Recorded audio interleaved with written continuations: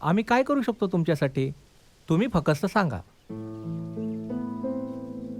दादा, आम्ही जेवढी मदत करायची आहे तेवढी तर करणारच आहेत, याची तुम्ही काळजी करू नका. मोर्चाला आपल्या गावातलं सगळ्यांना यावं लागेल.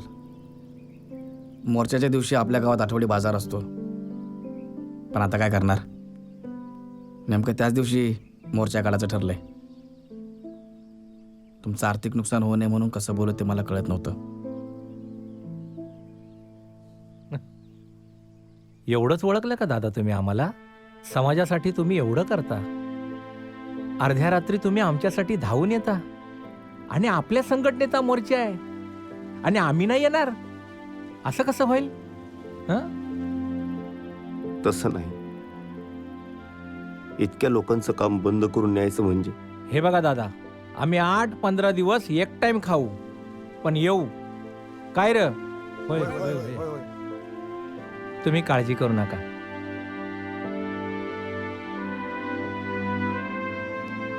जय भीम. जय भीम, जय भीम. जय भीम पॅन्थरचा झंझावात. बा, जय भीम पॅन्थरचं आंदोलन भल्या भल्यांची झोप उडवणार. अन्यायाच्या वादळात जय भीम पॅन्थरचा वृक्ष खंबीरपणे उभा.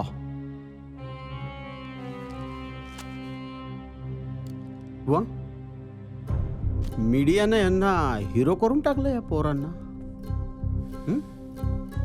वृक्ष खंबीरपणे उभा. नीट लक्ष द्या, फार वाढला वृक्ष तर फांद्या आपल्या डोक्याला लागायचं काय.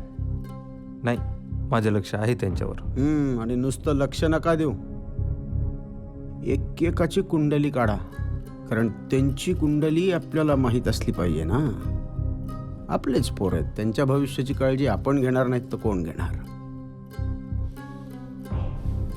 आणि एवढ्यावर समजा वाढलाच हा वृक्ष, तर याची काळजी घ्या की फक्त आणि फक्त आपल्यालाच सावली देणारा झाला पाहिजे.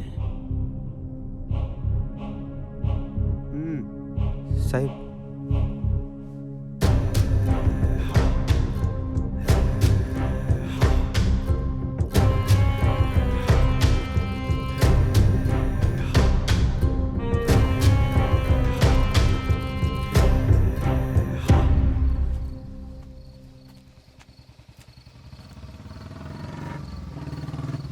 ओय रावबा, काय रे? आजकाल लय गावागावातून तुमचे मोर्चे निघायला लागलेत.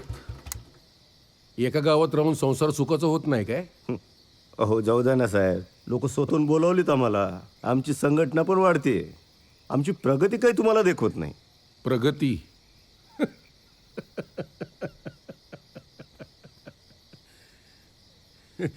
अंगावर केस पडल्या ना, आयुष्यभर आतमध्ये सडत बसावं लागेल, समजलं? एवढं सगळं घडतंय, डोळे झाकून कसं चालेल? सरकारने तर झाकलीत, तुम्हीही झाकलीत, आणि इकडे लोकांनी पण झाकलीत. कुणीतरी उघड ठेवायला नको का? उघडं ठेवण्याच्या नादात ना सगळं उघडं पाडाल. जरा विचार करा. एवढी मेहनत सरकारी नोकरीत कराल ना तर बसून खाल. हे बघ, आतापर्यंत पोलीस स्टेशनमध्ये चर्चा होत होती तोपर्यंत ठीक होतं. आता वर चर्चा व्हायला लागली आहे. ऑफिशियल ऑर्डर आली ना, दांडके घेऊन उतरावं लागेल आम्हाला. साहेब, आमच्यावर उचलण्याऐवजी जर तुम्ही वेळेतच अत्याचार करणाऱ्यावर दांडुके उचलले असते ना, तर आम्हाला काहीही करायची काय गरज होती?